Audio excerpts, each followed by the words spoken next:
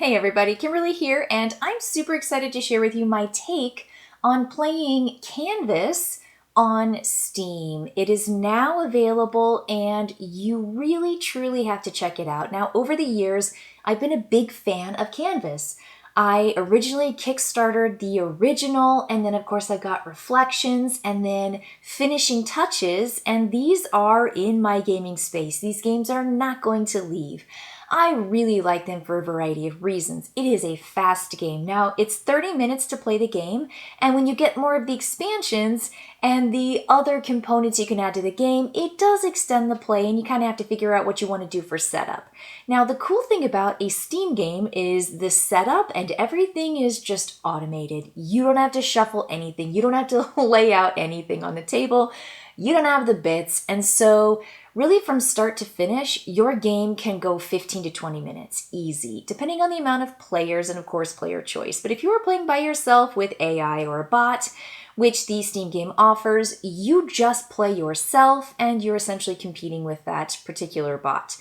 Now, I find that to be incredibly satisfying, but if I wanted to play Canvas with my husband in the room, you could have a real-life person and simply just sit at the table or just pass the computer back and forth or whatever device you have, a tablet of some kind, and you can essentially play. And because information is all open, it doesn't matter if anyone sees anything on your particular cards. Now, the game is so streamlined and really, really easy to play.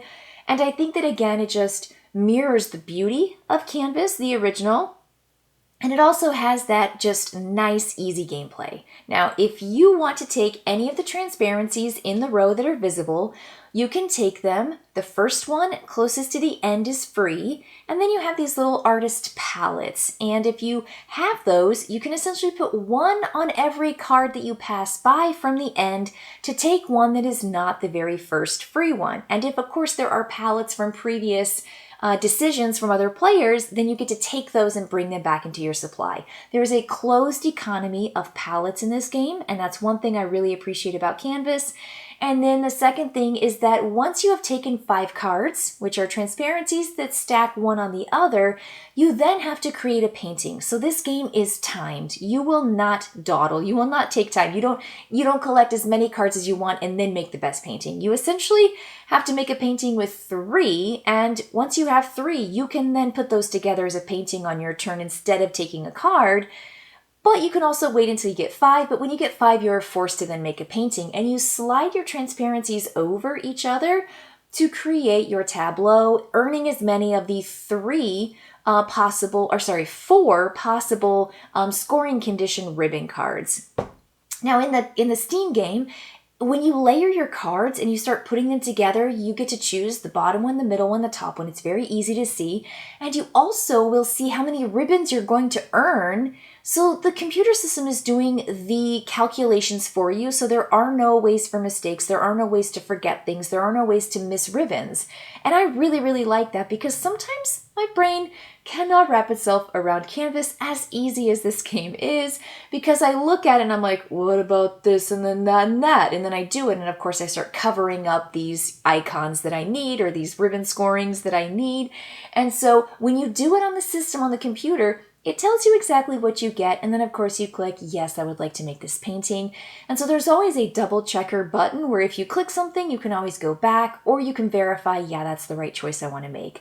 It is so easy, and it is so clean, and it's still very beautiful. Like, that's the thing about Canvas. When you line up your transparencies, it creates the name on 2 different sides, and also this kind of like front, foreground, background, middle ground kind of like beautiful painting. And so nothing is lost in that transferring from this game here in person on the table to the computer. And I find it wholly satisfying. Like when I have that itch for Canvas, I could pull this out. It would take a while. I have so many boxes, figuring out what I want to add, figuring out everything, shuffling my cards together, which I have too many transparencies now, figuring out what kind of scoring cards I want to do, all that. By the time I have done that, I have already played a game on Steam. So that's what I wanted to tell you about today, was just that experience of me playing the game. I also was trying to show you a couple images from the game itself so you can actually see what I'm talking about with the beauty and the choices and the ease of which you can play on Steam. So go and check it out. The folks who are doing this have also done previous games, and I think they've done a fantastic job with it. And I just think it's a nice platform for Canvas to get out to even more gamers, more players, and just more faces. And so check it out. Let me know what you think too in the comments below. But yeah, that is going to be it for me this time, and what a treat, what a little gem. And usually I don't do online games or games where I show you images from a digital form, but this one is a real exception, and of course has a long history, a long legacy of enjoyment in my basement with Canvas, and of course those expansions that I've got to kind of like soup up my game. All right, everybody, I'll see you next time. Bye.